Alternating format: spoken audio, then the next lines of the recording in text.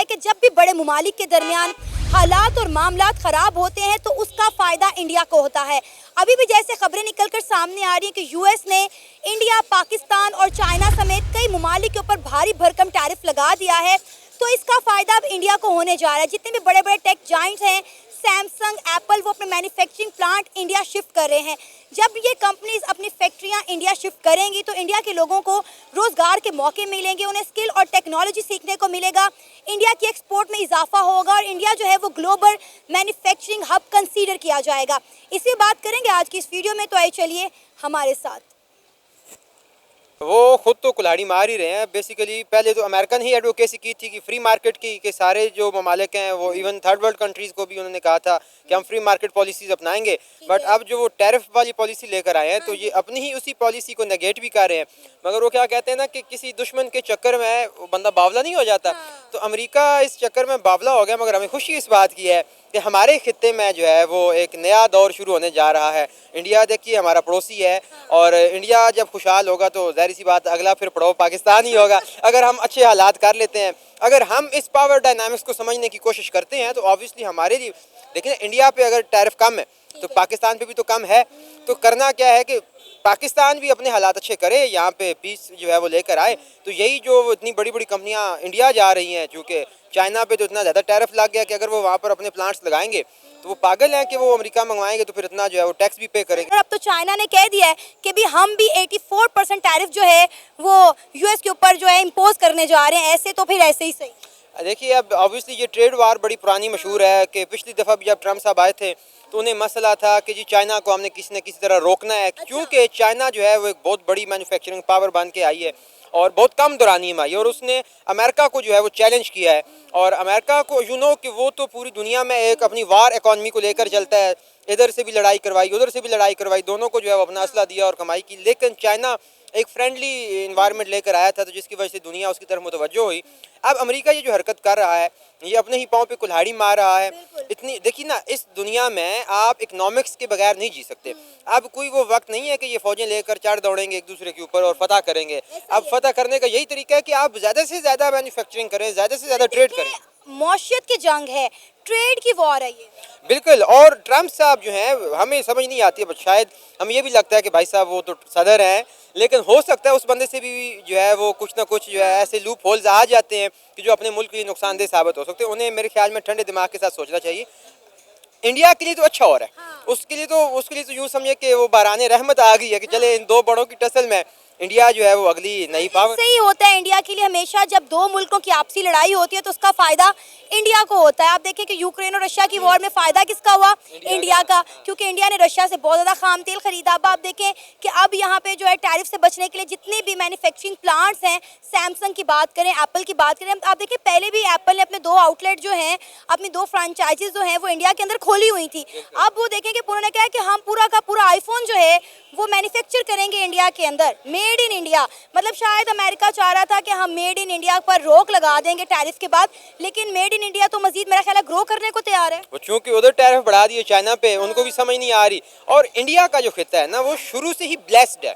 आप 2000-3000 साल पहले ले जाएं, बेशक आज से 100-200 साल पहले चले जाएं, दुनिया की बहुत बड़ी पावर थी। और आप इस पावर को कब तक रोकेंगे? इतनी बड़ी कंज्यूमर मार्केट है, इतने ज़हीन दिमाग यहाँ पर मौजूद है, इतनी डाइवर्सिटी यहाँ पर मौजूद है, कल्चर्स की, इवन एजुकेशन की, लाइक हर तरह की। तो मौका जो है वो नेचर, मदर नेचर जो है वो खुद ब खुद बनाएगी और इंडिया पूरा खित्ता इंशाल्लाह ये सब आप देखिए कि इससे इंडिया को कितना फ़ायदा होगा। वहाँ पे जो है लोगों को रोज़गार के मौके मिलेंगे, टेक्नोलॉजी आएगी, लोगों में जो है स्किल जो है वो मज़ीद ग्रो करेंगे और डेफिनेटली इंडिया की जो ग्लोबल मार्केट है वो खुल जाएगी। और जब ये सारे मामलात होंगे तो डेफिनेटली आप देखें कि इंडिया ऑलरेडी जो है वो बढ़ती मौशी ताकत है, तो मज़ीद उनकी इकॉनमी ग्रो करेगी और आईफोन सस्ते हो जाएंगे क्योंकि हमारे पड़ोस में बनना शुरू हो जाएंगे। अब देखिए कि इंडिया में ये सारा कुछ, देखिए ना हम मजाक उड़ाते हैं अमूमी तौर पर जी कि अंग्रेज़ों ने या वेस्ट ने इतने जो है वो नॉलेज जो है वो गेन किया है, रिसर्च की है, इतनी इजादात की हैं और हम जो है वो पैसे दे के ख़रीद लेते हैं।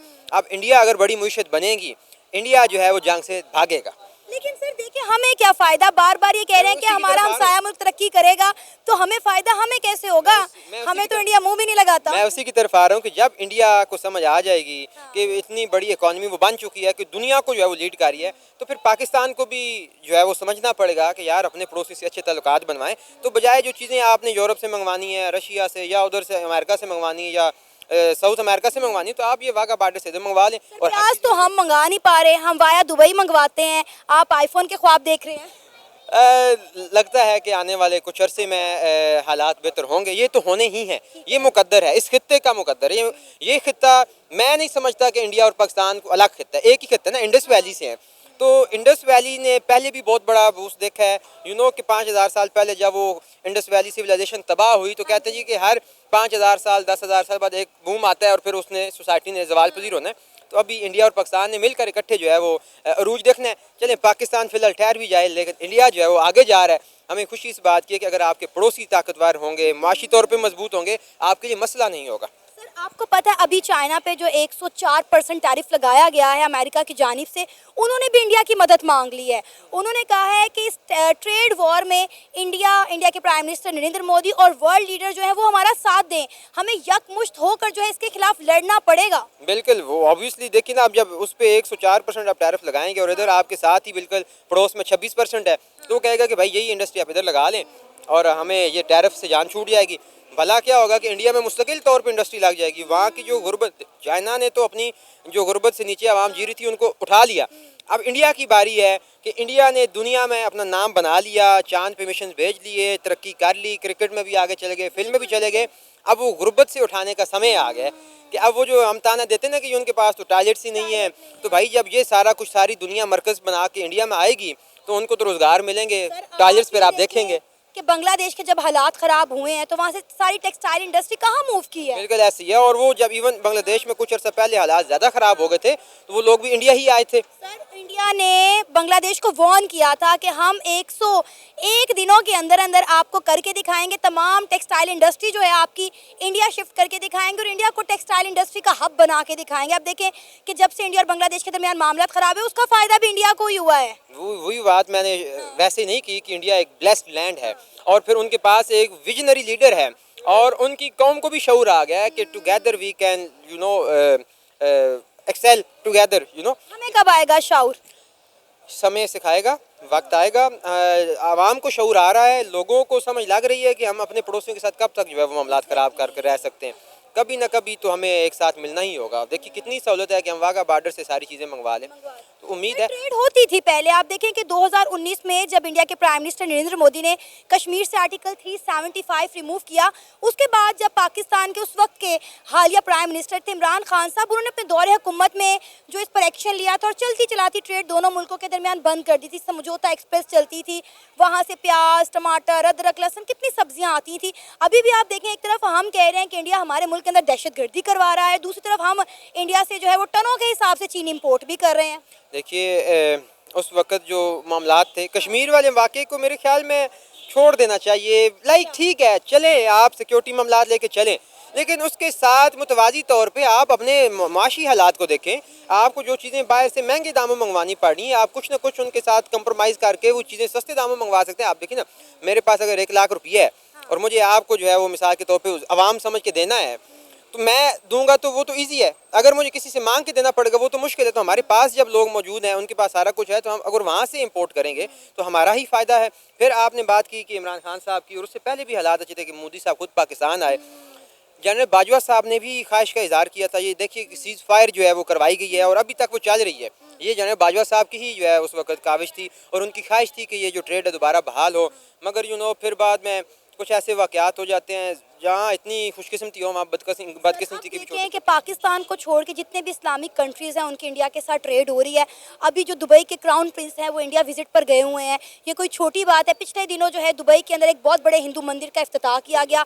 सऊदी अरेबिया के साथ इंडिया के आप ताल्लुकात देख लें, आप ईरान से देख लें, ईरान इराक से इंडिया जो है वो खाम तेल खरीदा और हमारा अभी तक जो है गैस पाइपलाइन का मनसूबा नहीं उनके साथ कम्प्लीट हो सका। ईरान से ही इंडिया सारी गैस भी खरीद रहा है। मुझे इंडिया के एक दोस्त हैं, काफ़ी दोस्त हैं वहाँ पे, तो वो बताते रहते हैं, वो ये कहते हैं कि 400 रुपये एक घर का बिल आता है और इतने 1.5 अरब आबादी को तो यूनिट फ्री है। हाँ, तो ये हालात हैं वहाँ पे और आप खुद अंदाज़ा लगाएं कि वो हमसे कितने आगे चले गए। 1980s में 70s में पाकिस्तान इंडिया से आगे समझा जाता था, मगर 2003 के बाद जब से मनमोहन सिंह साहब ने 2 दौर लगाए, फिर मोदी साहब आए, तो फिर इंडिया ने मुड़ के पीछे नहीं देखा और अब बहुत आगे जाएगा। सर, अमेरिका ने ये जो टैरिफ लगाने का सिलसिला शुरू कर दिया है, अभी आपने हमारी तमाम तर डिस्कशन सुनी, इस पर एज अ पाकिस्तानी आपकी क्या राय है? आप इस सारे मामला को किस नज़र से देखते हैं? मैं तो इस नज़र से देखता हूँ कि जैसे पूरी दुनिया में पॉपुलिज्म की वेव चली है, हाँ। उसी में ट्रंप देख लें, आप टर्की में तैयब उर्दवान देख लें, हमारे यहाँ इमरान खान साहब देख लें, उसी वेव का शिकार अभी यूएस से है कि वो लोग ऐसे आते हैं जो आवाम को जो चीज़ जो स्लोगन चाहिए, मसलन उसने स्लोगन रेज़ किया कि अमेरिका फ़र्स्ट, बिल्कुल।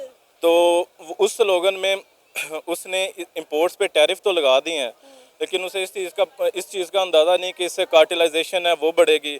वो अपनी तरफ से लोकलाइजेशन कर रहा है, लेकिन इससे जो है लोकल मार्केट में कंपटीशन जो है वो इससे कम होता है।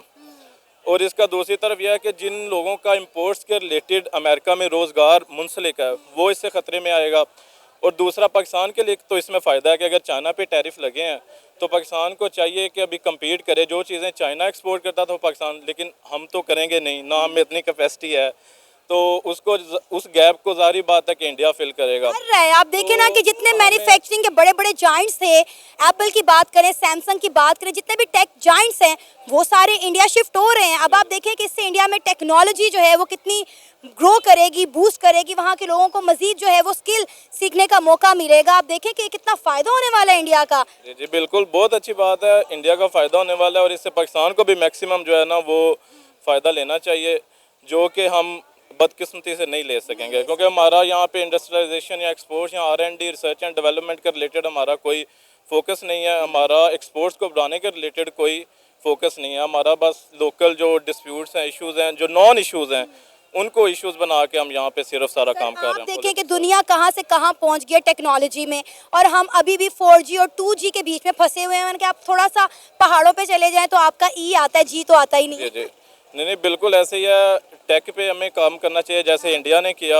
इंडिया ने बेसिकली 2 काम किए हैं, एक उन्होंने टेक्नोलॉजी बारो की पूरी दुनिया से, मतलब उनके जो प्राइम मिनिस्टर, जिन्हें हम एक्सीडेंटल प्राइम मिनिस्टर कहते हैं, मनमोहन सिंह, ये बेसिकली उन्हीं का प्लान था, इकोनॉमिक प्लान। वो बेसिकली पॉपुलिस्ट लीडर नहीं थे, वो एक प्योर इकोनॉमिक के एक्सपर्ट बंदे थे, जिन्होंने 2 काम किए इंडिया में। एक तो उन्होंने टेक बारो की और दूसरा यह है कि इंडिया में रीजन्स में डिवाइड किया कि हर रीजन्स की जो है ना जो वेल्थ है वो उसी रीजन में रहेगी, वो दूसरे रीजन में मूव नहीं करेगी। इसी तरह एक जगह पे कंसंट्रेशन ऑफ वेल्थ जो है ना वो नहीं हो सकती, सर्कुलेशन ऑफ वेल्थ जो है ना वो जारी रहती है।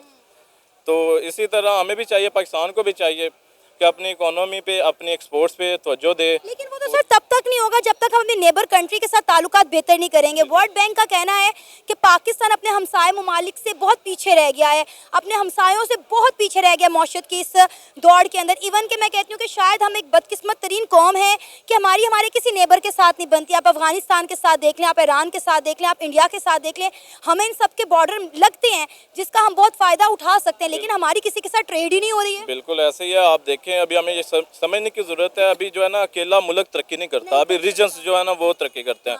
मतलब आसियान को देख लें, आप यूरोपियन यूनियन को देख लें, EU को देख लें, लेकिन आप यहाँ सार्क को देखते हैं, सार्क में ना कोई इकोनॉमी के रिलेटेड कोई एग्रीमेंट्स होते हैं, ना सिक्योरिटी के रिलेटेड कोई एग्रीमेंट्स होते हैं। तो हमें बस इंडिया फोबिया से निकलना चाहिए, हमें पाकिस्तान को सिक्योरिटी स्टेट से ऊपर होकर सोचना चाहिए। सर, इंडिया तो आप देखें कि डी डॉलराइजेशन की तरफ जाता हुआ दिखाई दे रहा है। आप देखें कि वो कितने ममालिक के अंदर अपनी करेंसी को प्रमोट कर रहा है, इंट्रोड्यूस करवा रहा है। 120 ममालिक ऐसे हैं जिनके बैंक्स के अंदर स्पेशल अकाउंट खोले गए हैं जो इंडिया के साथ इंडियन करेंसी में ट्रेड कर सके। सर, ये कोई छोटी बात नहीं है कि आप देखें कि ट्रंप ने बोला था कि जो भी डी डॉलराइजेशन की तरफ जाएगा हम उन पर टैरिफ लगाएंगे, हम उन पर सैंक्शंस लगाएंगे, लेकिन उसके बावजूद आप देखें कि नरेंद्र मोदी साहब अपने टन्योर में कितनी खूबसूरती के साथ अपनी करेंसी को परवान चढ़ा रहे हैं। जी बिल्कुल ऐसे ही है।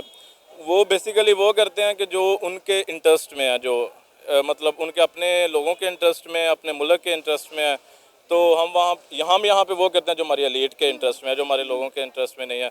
बेसिकली हमें तो इस मौके को यूज़ करना चाहिए। जो अमेरिका ने टैरिफ लगाए हैं चाइना पे, हम जो हमारी बहुत ज़्यादा डिपेंडेंसी हो गई है चाइना पे, हम उसको भी कम कर सकते हैं अगर हम अमेरिका के साथ अपनी एक्सपोर्ट्स और ज़्यादा बढ़ा लेते हैं। इस चीज़ को देखते हुए कि अभी चाइना और जो अमेरिका है उसकी एक्सपोर्ट और इंपोर्ट जो है ना वो कम होंगे।